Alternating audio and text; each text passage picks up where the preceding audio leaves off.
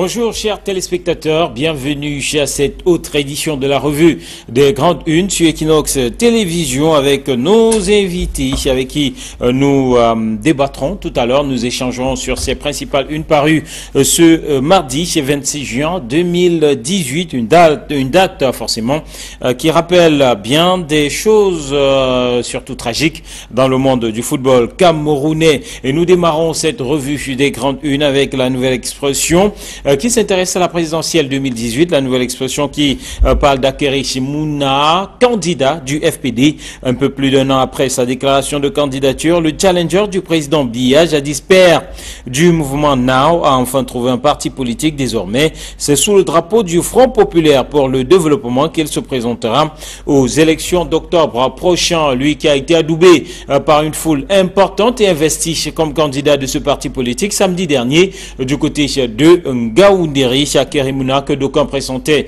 se présenter sous la bannière de l'AFP, l'Alliance des forces progressistes, parti créé par son frère Ben Mouna, mais il n'en est rien. Il a choisi donc il a choisi le FPD, et pour certains, notamment Maître Simon Kaka qui a repris dans les colonnes du journal La Nouvelle Expression ce matin, cela démontre toute l'ouverture d'Akeri Mouna, le candidat donc de toute la nation camerounaise.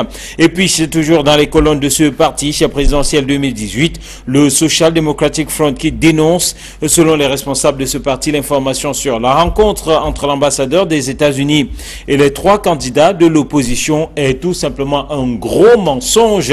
Le journal qui rappelle que le journal La Nouvelle et plusieurs autres parutions hier lundi ont fait des tirs groupés sur ces trois candidats de l'opposition, notamment Joshua aussi, Maurice Kamto et Maître Akeri Mouna, comme quoi ces derniers auraient perçu plusieurs milliards de francs CFA de l'ambassadeur des États-Unis d'Amérique, Balering, pour contrecarrer la candidature pour contrecarrer donc Paul Biya à la prochaine élection présidentielle. Joshua aussi qui précise dans les colonnes de La Nouvelle Expression ce matin qu'il n'en est rien. Il s'agit tout simplement d'un pur montage, un pur mensonge avec à la manœuvre, selon Joshua aussi, certaines officines et cabinets noirs du côté de Yaoundé. Football dans les colonnes de La Nouvelle Expression, Zambo Anguissa qui reste à Marseille. L'information a été donnée par l'international camerounais. C'était à Douala, dans la capitale économique, le 21 juin.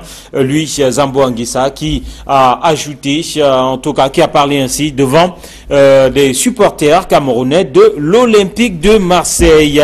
Affaire Bouba Simala, entre manipulation et népotisme. La Nouvelle Expression ce matin propose une enquête profonde et approfondie sur cette affaire entre le président de l'Assemblée nationale et son ancien garde de corps. L'enquête autour d'une affaire qui dure depuis près de 3 ans et qui secoue le sommet de l'État.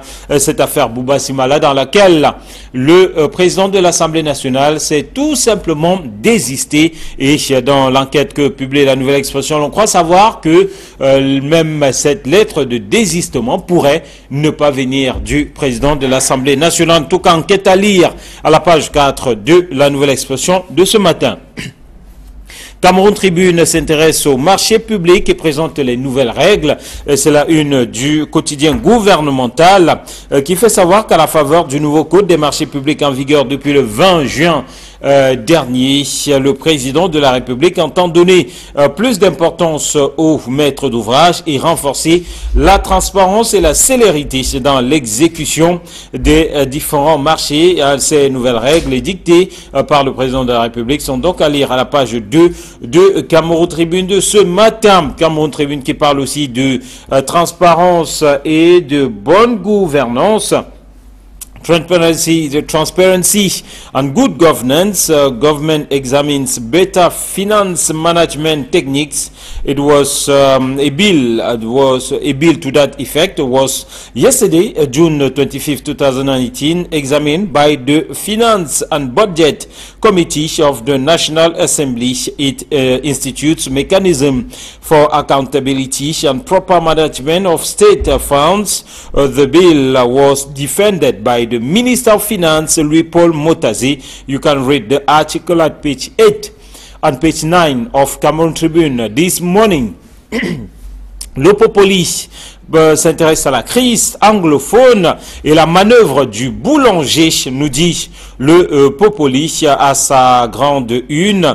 Le Popoli qui fait savoir que l'enfarineur est tout simplement à la manœuvre, parlant de cette crise anglophone. Les grandes manœuvres ont commencé au sommet de l'État à propos de la crise anglophone. Le Popoli qui ajoute que le gouvernement qui ne va vers les micros que pour se blanchir de toute accusation concernant cette guerre de sécession, semble vouloir jouer de la pédale douce. Jeudi, il a réuni l'élite à une séance de collecte de fonds pour les populations éprouvées par le conflit. Vendredi, il a ouvert les géoles pour que les avocats d'Ayoub Tabé et camarades rencontrent pour une grande première leurs clients. Au ministère de la Justice, on insiste à parler des auditions qui ont pris beaucoup de temps et pourtant, nous dit le Popoli, il y a comme une coïncidence suspecte.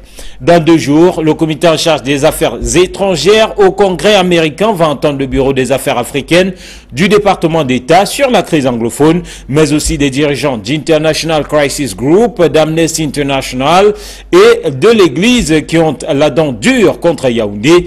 Ceux-ci vont éclairer le Congrès. Yaoundé semble donc, selon conclut le journal Le Populi, vouloir couper l'herbe sous les pieds de tout ce beau monde.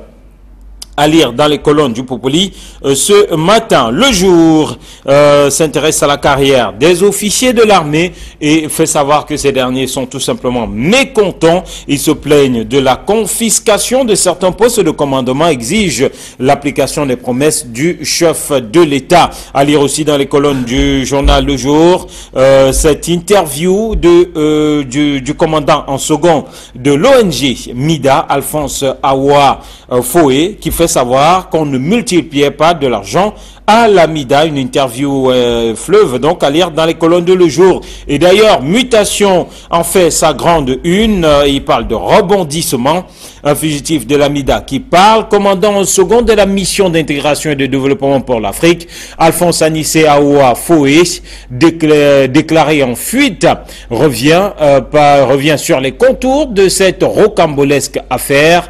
Il affirme que l'opération était soutenue par de hautes personnalités de la République, d'où son expansion, lui qui est en fuite donc au moment de cette interview, nous rappelle le journal et qui n'avait pas été happé par les filets de la police au moment où certains de ses collaborateurs et camarades d'infortune, eux, prenaient la direction des géoles. Le journal nous parle aussi de cette campagne de Paul Biya et des affiches qui font le buzz notamment sur Internet, des affiches du chef de l'État largement et amplement commentées par les Camerounais. Le quotidien de l'économie parle de gouvernance ce matin et l'étau qui se resserre sur les directeurs généraux des sociétés d'État. À 2 semaines de l'entrée en vigueur des textes du 12 juillet 2017 sur les établissements et entreprises publiques au Cameroun, les principaux gestionnaires sont convoqués au ministère des Finances demain, 27 juin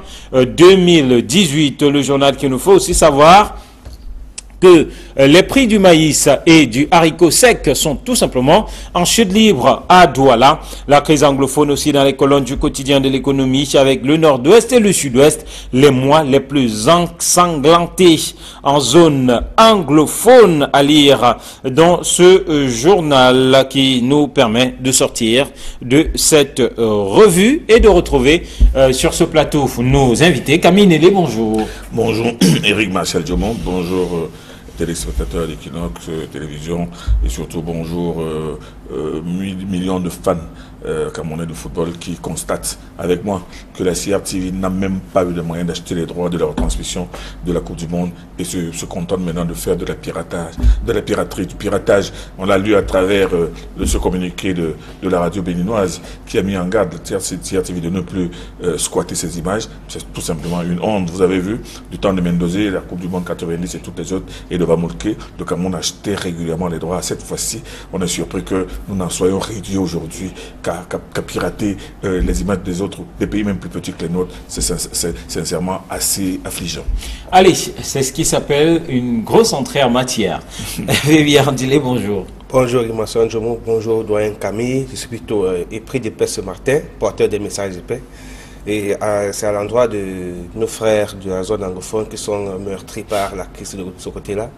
Si ma voix pouvait être celle qui pouvait écouter concernant cette crise, je demanderais, n'est-ce pas, à tous ceux qui multiplient les exactions de ce côté, de pouvoir faire une trêve, peut-être pour tendre la main au gouvernement qui semble, selon les dernières informations, vouloir que cette crise s'estompe.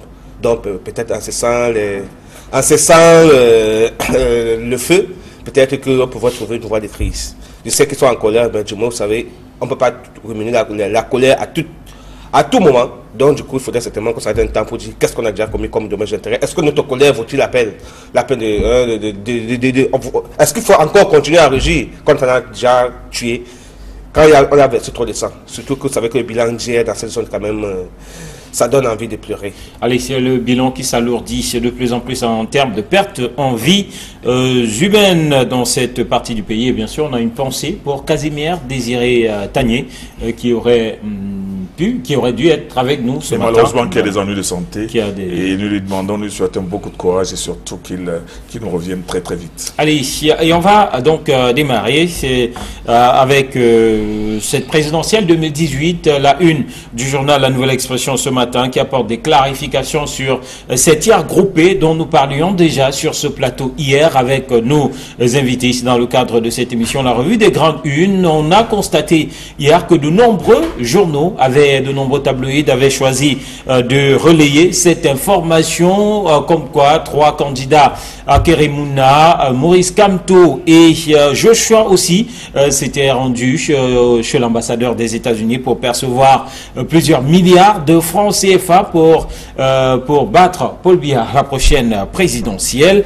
Et ce matin, l'ESDF dénonce dans les colonnes du journal La Nouvelle Expression, Joshua aussi, qui dit qu'il ne s'agit là que d'un pur montage, un pur mensonge, Camille Nélé. Moi, je pense que l'honorable Joshua aussi est gentil en parlant de pur montage.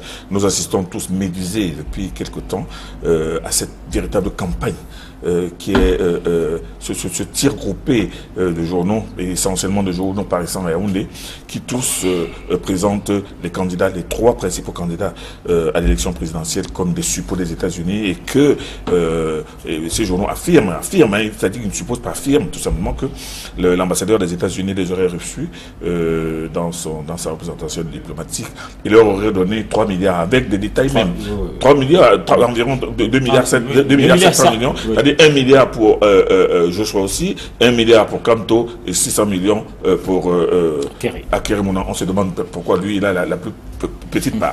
Mais est-ce que moi je me pose comme question, ces journaux qui ont balancé cette émission et qui ont parlé d'une rencontre secrète, la rencontre n'est plus secrète à partir du moment où elle est publiée dans les journaux, qui était là pour donner les titres, les montants, qui était là pour savoir de quoi ces candidats à l'élection présidentielle parlaient, et même on ne peut pas dire que ces candidats n'ont pas le droit de circuler et de rencontrer qui ils veulent. Mais comment veulent-ils aujourd'hui présenter ces candidats comme des marionnettes des États-Unis, et tout avec des titres tout simplement incendiaires, en voulant, c'est-à-dire c'est une tentative, c'est-à-dire on veut créer une sorte d'américanophobie dans l'opinion pour dire que c'est les Américains qui sont à la manœuvre pour faire partir Paul Biya. Moi je trouve que cette campagne est brutale, elle est violente, elle est excessive et donc forcément dérisoire. Moi, je pense qu'il faudrait que les gens comprennent que ce qui se passe là aujourd'hui, ce n'est pas l'information, ce n'est pas une nouvelle sensationnelle, c'est tout simplement une opération politique mal fourbie et mal menée tout simplement. Comment comprendre pour vous, Hervé Villard-Dile, que autant de journaux, parce qu'on a compté à peu près 5 ou 6 hier, qui ont titré de la même façon. Joshua aussi estime que ce sont des officines noires, des cabinets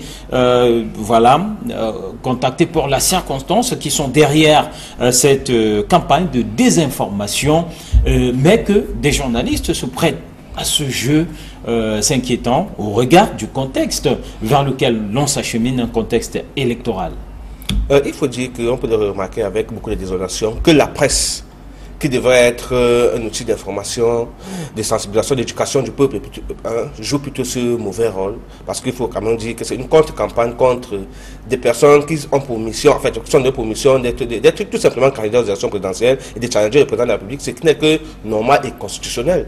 Et justement, quand on voit la presse jouer ce genre de rôle, on n'a qu'envie de pleurer et de se poser la question de savoir quel est le véritable rôle que joue cette presse-là. Est-ce qu'elle est en train de jouer son rôle, le rôle qu'on lui connaît, au lieu de se prêter à ces jeux? Mais il faut quand même dire que ce genre d'attitude est récurrent. Les attitudes sont récurrentes. À chaque élection présidentielle, les différents candidats qui veulent s'opposer au chef de l'État sont toujours victimes il y a comme une cabale contre eux. Il faudrait justement les déprécier afin qu'ils ne puissent pas bénéficier de l'assentiment du peuple qui est appelé à voter, à choisir celui qui pourra présider au destin du Cameroun. Donc, sauf qu'il faudrait dire à ce peuple que le peuple ne doit pas être idiot non plus, dupe. Parce qu'en fait, c'est au peuple que revient le droit de voter, d'élire qui pourra présider au destin du Cameroun. Ce n'est pas parce que la presse a dit ci, ce n'est pas parce que la presse a dit cela que ça va changer votre droit de vote, du moins, ça va changer votre manière de voter. C'est vrai que la presse construit les consciences. Sauf qu'à côté de cette presse, il faut choisir, il faut dire la vraie presse. Quand vous voyez une presse qui... Le problème, c'est que ça ne date pas, ce n'est pas une seule parution, ce n'est pas des parutions. C'est-à-dire que c'est une série de parutions qu'on est en train de faire à l'approche des élections présidentielles pour pouvoir déprécier certains de nos candidats et pour que cela ne bénéficie pas de l'avantage des élections. Sauf qu'ils oublient une chose, c'est que la campagne va se faire sur le terrain et que le droit de voter reviendra au peuple qui aura le droit de choisir. Et en même, je ne sais pas pourquoi est-ce que ça pose problème. Est-ce que le chef de l'État est appelé à rester éternel à sa position? Non, je ne pense pas. Je ne pense pas. Même jusqu'à présent, il est là, on a besoin d'exprimer notre démocratie parce que si on est dans un État démocratique comme le Cameroun, on devrait laisser que la démocratie s'exprime de manière normale, de manière équilibrée. On ne devrait pas utiliser des coups bas pour pouvoir gérer ce genre de démocratie, moi j'estime. Allez, ne pas utiliser des coups bas. Certains disent, ou en tout cas, que si ces trois candidats particulièrement sont visés, il y a une cabale dans une certaine presse, une cabale bien poussée contre ces trois candidats énumérés qui ont fait la une de plusieurs journaux hier, Kerimouna, Maurice Kamto et Joshua aussi. Est-ce que, comme certains le disent, ils font peur? Ben oui, ils font peur dans une certaine mesure, parce qu'ils ont tous du bagou, ils ont du gabarit, ils ont le dollar, ils sont parmi les plus crédibles. Vous n'avez qu'à voir, parmi tous ceux qui ont annoncé leur candidature, ces trois-là font quand même partie de tout ce que l'on peut trouver de mieux. Mais moi, je pense que ce qui est en train de se passer avec ce tir groupé maladroit, malodorant et complètement dérisoire, c'est qu'ils veulent effectivement faire entrer, c'est-à-dire ceux qui s'adonnent dans ces campagnes, veulent faire entrer dans la tête de tous les Camerounais que le président de la République, à l'avenir, a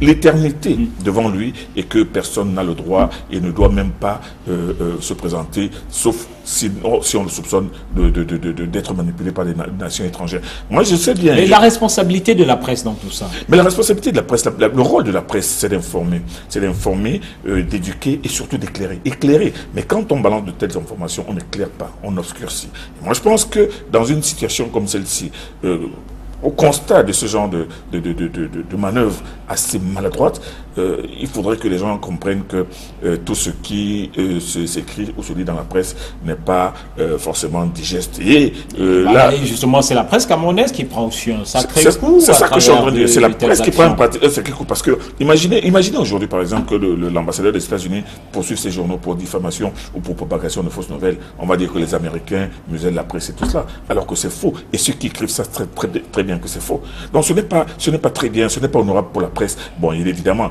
il y a certains journalistes qui ne se reconnaîtront jamais derrière des manœuvres comme celle-là, mais je dis que ce n'est pas bon pour la presse du Cameroun, ce n'est pas bon pour la démocratie, ce n'est même pas bon pour l'élection qui arrive. Il est vrai, moi je l'ai toujours dit, que les dés sont déjà pipés dès le départ, avant même que l'élection ne soit jouée.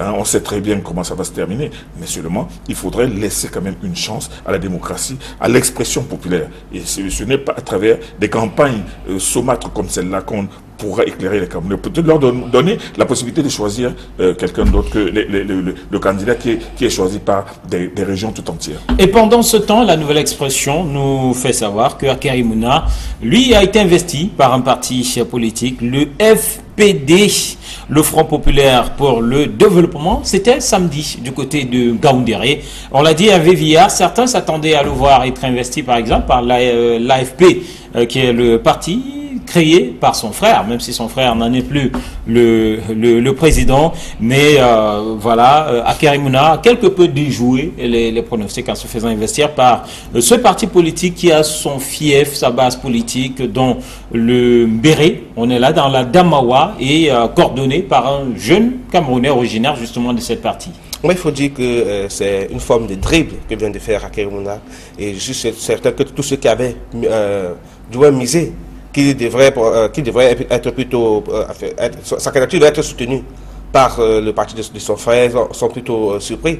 Et je pense que c'est là la preuve que, une fois de plus, Akery Mouna veut démontrer à tout le monde qu'il est le candidat des Camerounais, en allant se faire investir par un petit parti, du moins qui n'était pas suffisamment connu, parce qu'il faut quand même reconnaître que l'EF n'était pas suffisamment connu sur le plan national. Le FPD. L'EF, d'autant pour moi, n'était pas suffisamment connu sur le plan national, et qu'il fallait bien être peut-être de la région, ou du moins être dans le cercle fermé du pouvoir comprendre qu'il y a un parti comme celui-là qui existe, et surtout si on s'intéresse à l'administration territoriale, pour pouvoir savoir que ce parti existe. Donc, on estime que en allant se faire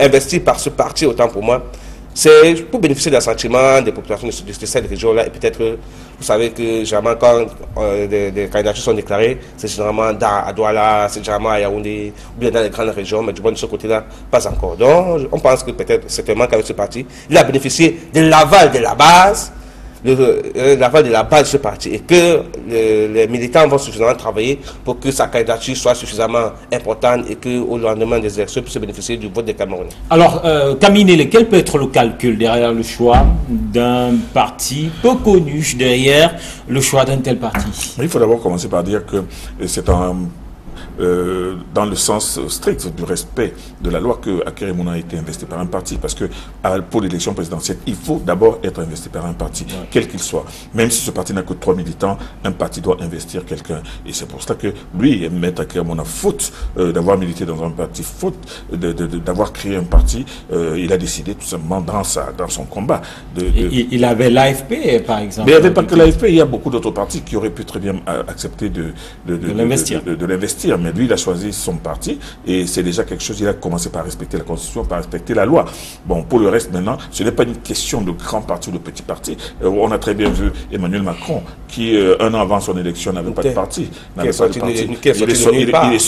pas sorti de nulle part, parce qu'il c'est quand même quelqu'un qui avait fait du chemin politique, et même dans le gouvernement, mais seulement qui a créé une dynamique qui, en un an, l'a propulsé au pouvoir. Il est vrai, comparaison n'est pas raison. Le Cameroun, la France, le Cameroun n'est pas la France, mais on a vu que Maître Akery Mouna se conforme à la loi en choisissant un parti qu'il investit. Le reste, maintenant, c'est une question de discours, c'est une question de projet, son projet de société. Et maintenant, il reste au Camerounais de l'accepter, de l'écouter, de l'entendre et de l'accepter. Pour le reste, ce n'est pas une question de grand ou de petit parti. Moi, je pense que Maître Akery Mouna a fait aujourd'hui un grand pas, parce que jusqu'à présent, jusqu'à son investiture, il est juste considéré jusqu'à samedi dernier, comme le considère, comme le patron du mouvement, le créateur, le leader du mouvement Now. Ce n'était qu'un mouvement. Mais non, ce n'est pas le mouvement, un mouvement qu'il investit, mais c'est un parti politique. Et c'est tant mieux pour lui. Alors, je voulais ajouter une chose par rapport à ce que vous dites.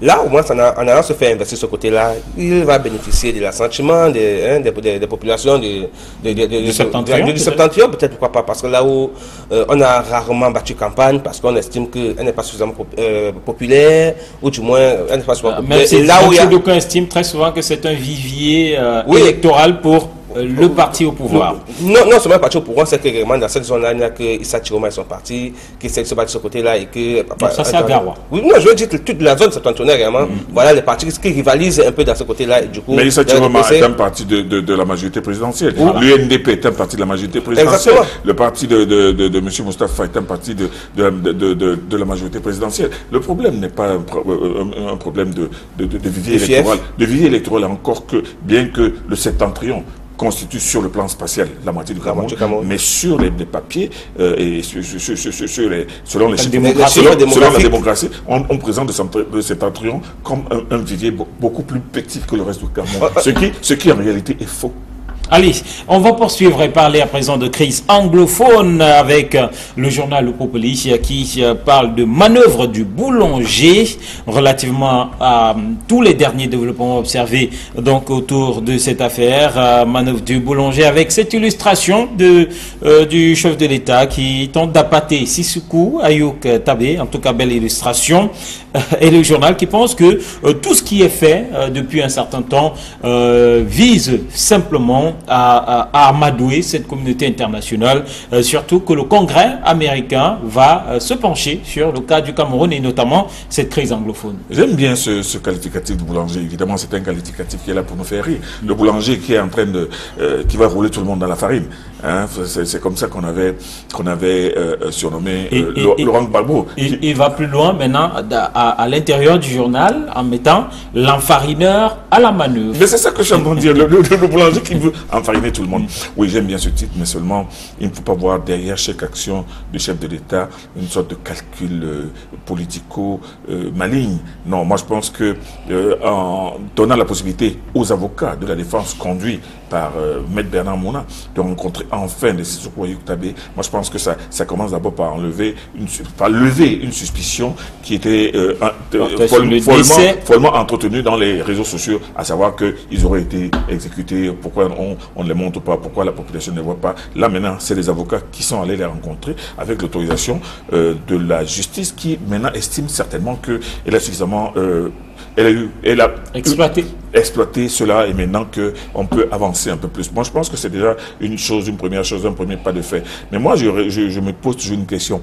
Pensez-vous que Sissoko Ayouk Tabé, lui-même, il a encore la main mise sur les bandes armées qui sont en train de semer la désolution dans le sud-ouest? Ce n'est pas évident. Et d'un et de deux. Et moi, je pense que ce fameux dialogue dont tout le monde parle, moi, ça me fait rire. C'est devenu comme une sorte de slogan politique aujourd'hui. Le dialogue avec qui? Vous allez dialoguer avec des gens qui, eux, ne parlent que de sécession. Et vous dites qu'il n'y a pas de sécession. Vous allez dialoguer quoi? Vous allez vous mettre d'accord sur quoi? Parce que quand on remonte dans l'histoire des mouvements sécessionnistes à travers le monde, on verra qu'aucun pays n'a jamais accepté. Que ce soit le Nigeria, que ce soit la France avec la Corse, que ce soit l'Espagne avec la Catalogne, que ce soit les États-Unis même avec une partie qui a voulu constituer ça. Aucun État n'a accepté. Et il est évident que le Cameroun, lui, a déjà démontré depuis très longtemps sa volonté de ne pas accepter la sécession. Mais quand on regarde même des expériences de sécession qui sont allées jusqu'au bout, comme au Soudan du Sud, vous avez vu comment les indépendantistes se sont battus pendant de longues années.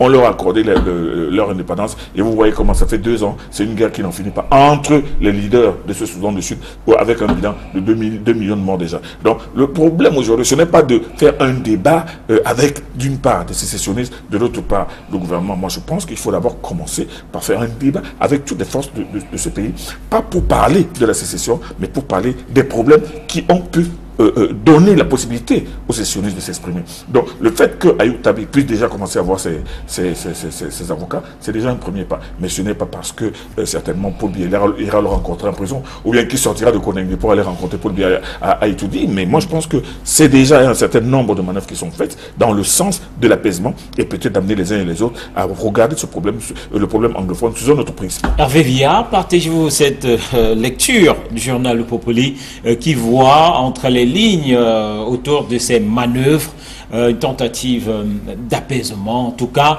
ceci dans la perspective de cet examen de la crise anglophone et de la situation du Cameroun par le Congrès américain dans quelques heures, on va le dire ainsi. Mais il faut dire que la sortie Populi n'est pas une sortie négative, non, au contraire. Elle n'est non plus une sortie pour rien.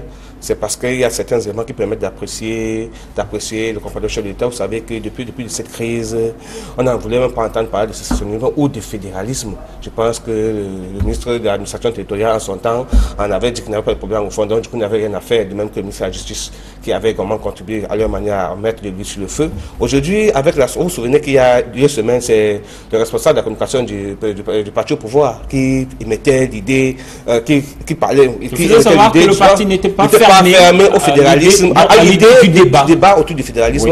Oui. Hier, c'était d'abord une idée de débat qui n'était même pas admise. Aujourd'hui, on commence par admettre le débat. Et hier, quand on a attrapé, quand on a arrêté les leaders, les premiers leaders qu'on avait considérés comme des terroristes, et qu'on avait mis, je parle des leaders du consortium, qu'on avait déclaré qu'ils n'étaient pas dans un mouvement, qu'ils étaient illégaux. Au moment où ils arrêtaient, peut-être commencer à discuter avec l'État par rapport à ça. Et l'arrestation de Ayou Tabé, qui n'a pas respecté un certain nombre de codes, qui n'a pas respecté les droits, qui n'a pas respecté les normes de droit chez nous, comme notamment le nouveau code de procédure pénale, qui devait être assisté par leur avocat depuis 6 mois après. Aujourd'hui, on permet d'avoir des avocats. Ça donne matière à réfléchir, à se poser, à s'interroger, ce qui n'est pas donc faux. Tous nous militons pour que cette crise s'estompe. Et que c'est tout à fait normal qu'on apprécie les manœuvres du gouvernement, surtout que le Congrès américain devrait se pencher sur le sujet dans quelques jours. Donc, du coup, on peut comprendre que le populisme puisse se titrer ainsi. Sauf qu'il faut quand même reconnaître que la volonté camerounaise est que cette crise s'estompe. Même si Doyen Camille estime qu'on ne peut pas négocier avec les sécessionnistes, je pense que les sécessionnistes, autant pour moi, dont on parle, sont des Camerounais qui ont un certain nombre de désirata. Et chaque fois, quand on ne les a pas entendus, il sera difficile de résoudre cette crise parce que même si on estime aujourd'hui qu'il n'y a personne pour négocier, il y a plusieurs négociateurs, s'il y a une volonté de négociation, c'est cette volonté-là qu'il faudrait avoir aujourd'hui afin de commencer à chercher avec qui on va négocier. Auquel cas, on va faire un dialogue de sourds où personne ne veut entendre l'autre et du coup, la crise va s'enliser. Et ça ne profite à personne. Absolument. Parce que l'État, au moment où nous en parlons, on est en train de vouloir mobiliser ce qu'on appelle hier des efforts de guerre pour venir, pour soutenir, non seulement l'État est venu certainement voler au secours de ces Camerounais de l'autre côté, mais comment ça va se passer s'il n'y a pas d'abord un apaisement, s'il n'y a pas un calme qui revient, s'il n'y a pas de calme pour qu'on puisse utiliser ne serait-ce que les efforts de guerre quand ils contribuent, ça ne servira à rien. On va continuer à tuer des Camerounais, à tuer des gendarmes. Ce sont les enfants des gens qui vont mourir. Ce sont des frères, des pères, des enfants. Et ce sera des Camerounais qu'on va continuer à piller. Donc, du coup, dit que l'État va rester campé sur sa position. Doyen Camille, j'estime que c'est refuser qu'il y ait une forme de négociation, de diplomatie dans ce sens-là. Et le quotidien de l'économie par rapport à cela fait savoir que, en tout cas, remonte sur ces mois les plus ensanglantés en zone anglophone. On frôle quand même des chiffres ahurissants en termes de nombre de morts, tant parmi nos forces de défense que parmi nos compatriotes, nos frères de cette partie du pays, tout simplement pour dire, comme le quotidien de l'économie, que eh bien, la situation est de plus en plus alarmante en termes de bilan. Alors, je voudrais qu'on parle de toute autre chose pour sortir. On évoque la une de mutation, une information aussi qui se retrouve dans les colonnes du journal Le Jour, et un fugitif de l'AMIDA qui parle. C'est l'ancien commandant en second de cette mission d'intégration et de développement pour l'Afrique, la MIDA. On en reparle ce matin à travers cette interview qu'il a accordée donc à ces quelques journaux, et lui qui fait savoir que eh bien, de hautes personnalités de la République ont encadré le projet, ont accompagné ce projet Camille. Si l'affaire MIDA a enflammé les imaginations de ce pays au moment où elle a été mise à nu, si l'affaire MIDA a poussé les gens à ouvrir les yeux et à s'attraper les cheveux, parce qu'on ne pouvait pas imaginer qu'une petite structure qui est cachée derrière des murs puisse avoir des milliards en espèces, mieux qu'une banque dans ses murs.